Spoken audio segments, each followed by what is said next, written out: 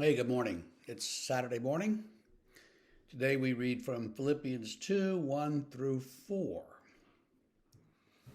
So, if there is any encouragement in Christ, any comfort from love, any participation in the Spirit, any affection and sympathy, complete my joy by being of the same mind, having the same love, being in full accord and of one mind. Do nothing from selfish ambition or conceit, but in humility count others more significant than yourselves. I think, first of all, as I read that it's one of those instances where the Greek casts a certain expectation on the hearer. If there is any encouragement in Christ, which there is. Any comfort from love? Yes, there is. Any participation? So, the listener is going, yeah. All of that is true. It's not simply an if thing like we have in English, but it's an if that points to the answer that you want, which is yes, this is how it is. So there's that.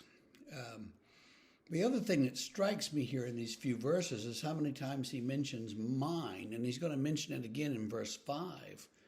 So be of one mind, the same mind. And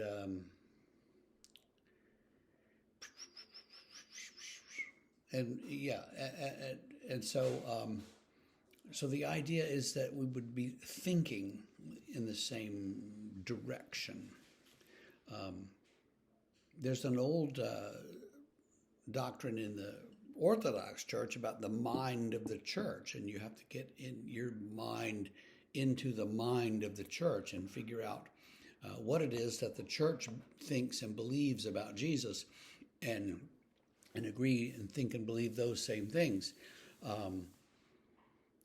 which we don't have at all in the Protestant church. And again, I think it's an American phenomenon because we're all entitled to our own opinion, and everybody can believe what they want to believe, and you can't make me believe something I don't want to believe, and all of that sort of democratic nonsense that spills over into the church. And I say nonsense not because I'm not democratic, but because when you extrapolate from your political rights into everything else, then you get this sort of stuff that starts to dictate who and what you have to believe.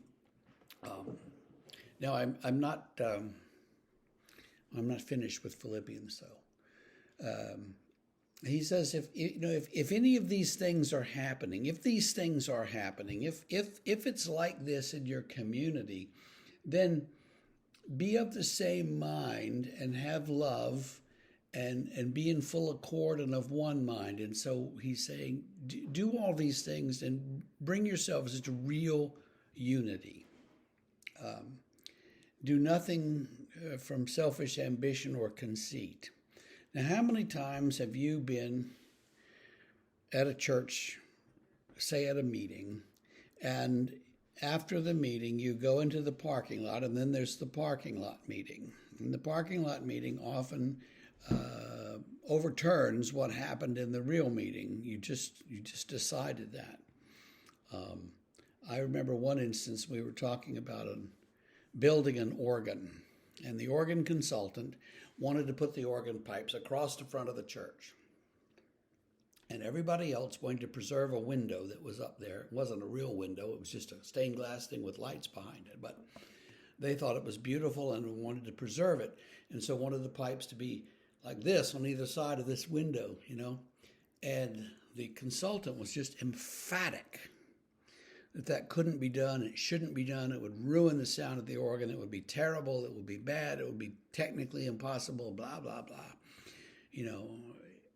And in the parking lot, someone said, would it really be that hard to do that? I mean, why wouldn't we do that? And he says, oh, you can do that if you want to. Undercutting everything he'd said in the meeting for an hour and a half.